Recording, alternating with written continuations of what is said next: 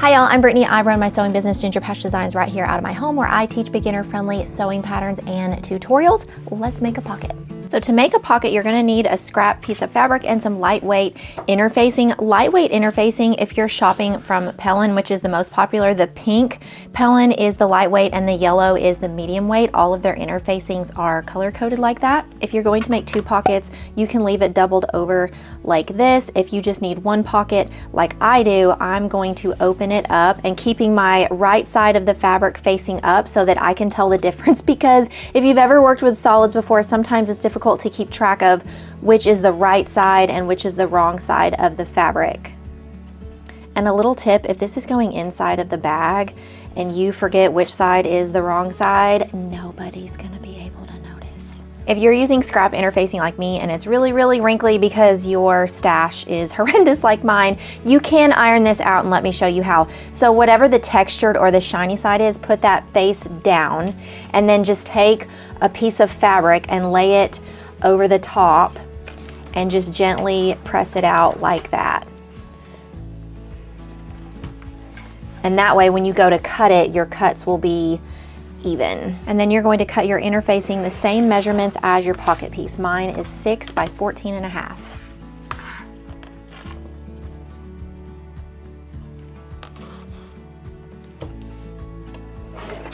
Now take that interfacing piece and you're gonna have the textured side or the shiny side facing up, whichever interfacing you chose. That textured or shiny side is the fusible side, meaning it's going to fuse to our fabric. It's not permanent, it's just to help it during the sewing process. And you wanna have your right side of the fabric facing up. And just give it a quick press to adhere it to the fabric. Then fold it in half, lining up your points up here, and then just giving that a finger press. You don't need to iron back over this, just add your quilt clips to secure in place. So the folds on the top, you're gonna stitch all the way around this U, leaving about a 2.5 inch, about a 2 to 2.5 inch opening down here. You wanna make sure you back stitch when you start, stop, start, stop. And we're gonna use a 1/4 inch seam allowance all the way around. So after you've done your stitch lines here, left the opening to turn it right side out, and then finish your stitch line here. So in order to get those perfect corners, we're going to create some notches. So we're gonna create some on the top here near the fold, and then down here on the bottom, but they're not going to be the same. So up here on the fold, these corners, I like to put my thumb near the stitch line just to make sure that we don't cut too close to our seam here, because that will affect seam integrity and will create holes later on. We're just going to snip off at an angle, just the barest little snip right there. And we're gonna do the same thing for the other side. And then the bottom, we're gonna do the same thing. So I like to put my scissors right here on the back of my hand, just to make sure I'm not gonna hurt myself. Put my thumb near the stitch line and snip off that end. So we're about 1/8 of an inch from the actual seam right here. And repeat on the other side. And then we're gonna create some notches. So on either side of our snip, we're going to create just the tiniest little 1/8 inch snips right here. And this is going to allow that fabric to lay very nicely when we turn it right side out and allow us to poke out that corner. And if you're feeling saucy, just add a few extra on the side. It won't hurt anything. Add your snips.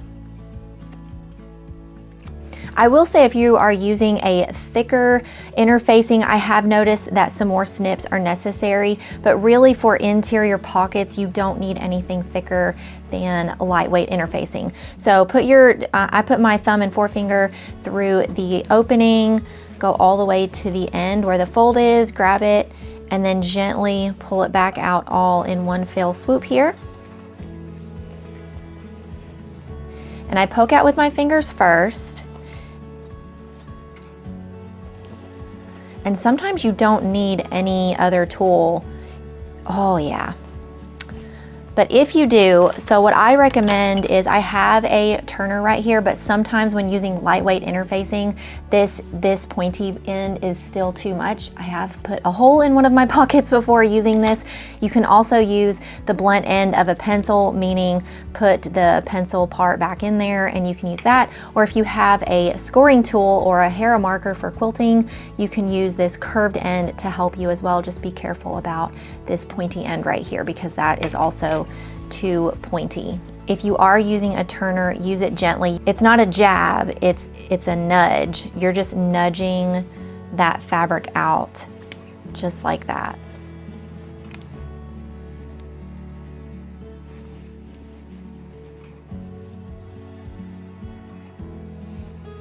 I don't know if you could see that on camera, but it nudged it out just another little bit to make it a perfect angle there. So now we're just gonna give that a press. We've got the opening down here on the bottom. We're just gonna press all this down.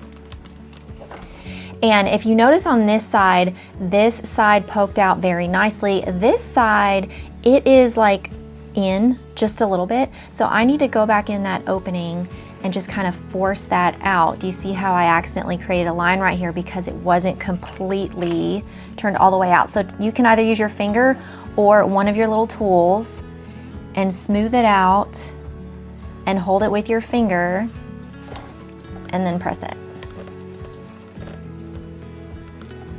Other way, your fabric's gonna go in like a little bit like that, or it might have like a slight curve to it. This way is a perfect rectangle. And the other side looks like it's fine, but I'm just gonna give it a double check. Okay, now for this opening, I have not done anything to this. It naturally just went in on itself, but if for some reason yours did not, you want to take both sides of that open seam and you're gonna fold them in together on themselves. I usually put it between my fingers like this, and I use my pointer fingers to push the fabric inward like this, and then I use my fingers to kind of hold it like that. Give that a press. And the goal is to have it look straight all the way across. If you have a little stringy like this, sometimes that happens. I'm actually glad that it did so I can show you. That's normal. You can just snip it. And once you sew this into your bag lining, like that's not even gonna be visible. You want a straight line all the way across, just like you have a straight line all the way across the fold. Now for such a small piece with a small opening like this, you really don't need a clip, but I add one anyways because usually when I'm making pockets, I'm making more than one at a time. I'm listening to a podcast or something and I'm not always paying attention, embarrassingly. So for the next step, I don't want to accidentally stitch this side when I meant to stitch this side. You're gonna take this to your machine and on the fold, you're going to top stitch across the top only. You're not going all the way around. Don't do that yet. We're gonna do like a scant 1/4 inch, meaning wherever your 1/4 inch line is on your machine, just like take it in just a little bit. So on my machine, here is the 1/4 inch mark. Don't pay attention to my super narrow foot. That distracts people sometimes. I apologize. Here's the 1/4 inch seam allowance line where I usually sew. So I'm gonna move it in just a little bit to make it about 1/8 of an inch. And make sure you pull your tail out about 3 inches because that's gonna prevent a bird's nest from happening on the top. And you're going to want to backstitch when you start and stop because this is a nice finished look that is going to be very visible on the interior of the lining.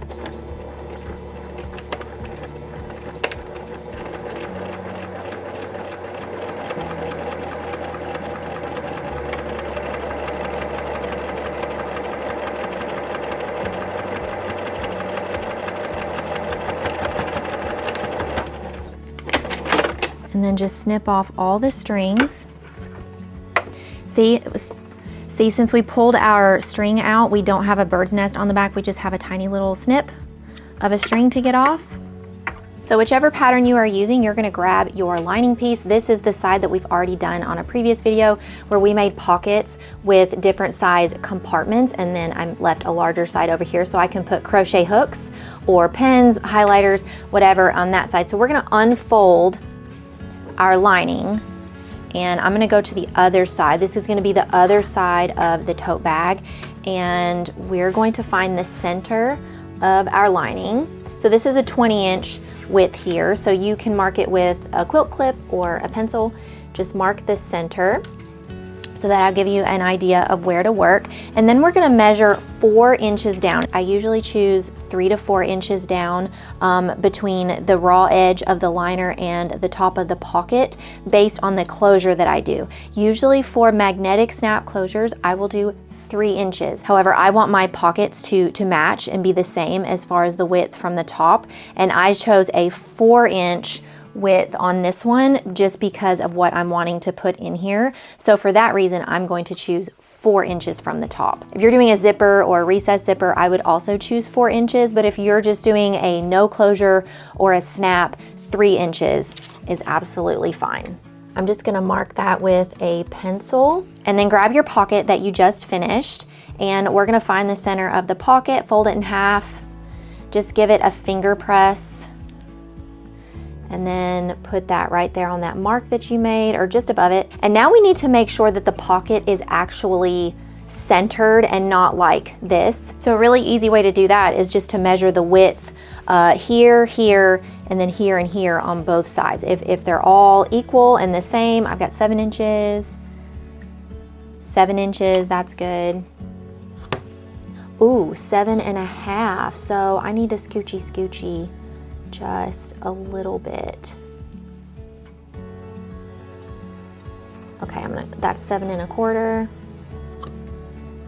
7 1/4. Okay, good. So that just goes to show you, even someone like me who's been sewing for like half my life, even eyeballing it does not always work. Now that you have it centered, you want to grab your pins. And what I do, I don't know if anyone else does this, but I just put my hand on here. I'm left-handed, so I'm inserting pins with my left hand. If you're right-handed, you can start on the other side. But this is just what has always worked for me and never steered me wrong. I'm not sure where to put my pins. I keep my hand right here because I don't want my pocket to shift. And so I keep my hand here, I pick up the fabric,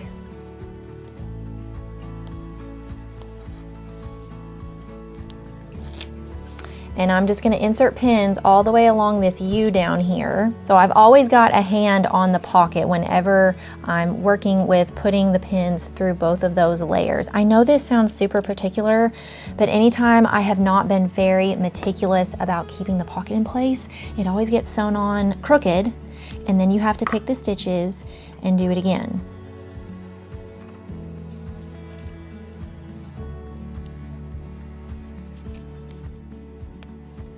Now, whether you put the pins this way or this way is completely your preference. It doesn't matter. This is my preference because I like, as I'm sewing, to pull them out. So now with the pins in there, when you go to pick up your piece, it's not gonna go anywhere and you can take it to your machine. So we are gonna be rotating our fabric quite a bit, trying to get around this pocket. And I don't know about you, all the extra fabric that it is attached to is very annoying to me. So what I will do is just roll it up to where now it's more manageable when we go to turn it. Now, if you are new to pockets, you obviously can't see your seam allowance line in there. So what I like to do, depending on what size presser foot you have, you can follow the edge of your presser foot, or you can follow the edge of the pocket itself. What's most important is that it's even all the way around. I did a scant 1/4 inch up here, like not quite an 1/8 of an inch. So that's what I'm going to try to do again, which with my presser foot is just a sliver of fabric past my presser foot. So I'm starting my presser foot right where the top of the pocket begins, and I'm gonna go forward 2 times, back stitch, and then continue all the way around. It's very important to back stitch on the top of the pocket because this is gonna get a lot of wear in and out, in and out, in and out. Especially if you're putting a phone in there, you want these stitches to be solid.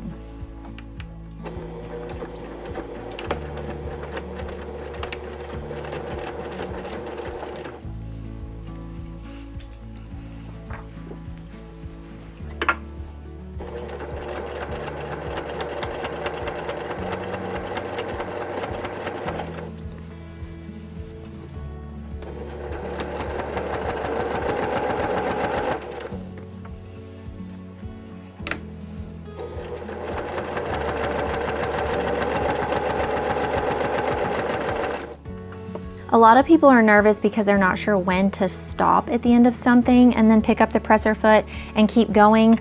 You want to make sure that you are going to catch all of these layers right here, or the folded in layers. So I would say that those folded in edges are at least 1/4 of an inch. So you want to make sure whatever seam allowance you're using, you're going to catch that. And if it's too wide, then your opening is going to look like this, if that makes sense.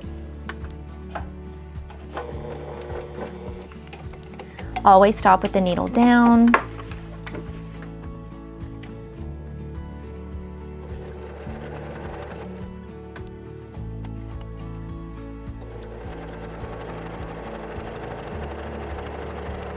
You can use this with literally any tote bag pattern. You can make 2 of them, put one on either side. It's the perfect size for a cell phone so it doesn't get lost down in your bag, and you can make this in less than 10 minutes. So now that your pockets are finished, your lining is good to go, you're ready to move on to the next step of probably assembling the lining and sewing it together, just whatever tote bag pattern that you're using. Friends, don't forget I have several sewing playlists with lots of free tutorials, and this is part of a bigger series that we're working on modifying the Charlotte tote bag pattern, so make sure you check that out if you're interested. If you will just give this video a like and subscribe, it really helps my channel grow. So friends, I will see you on the next one. Bye.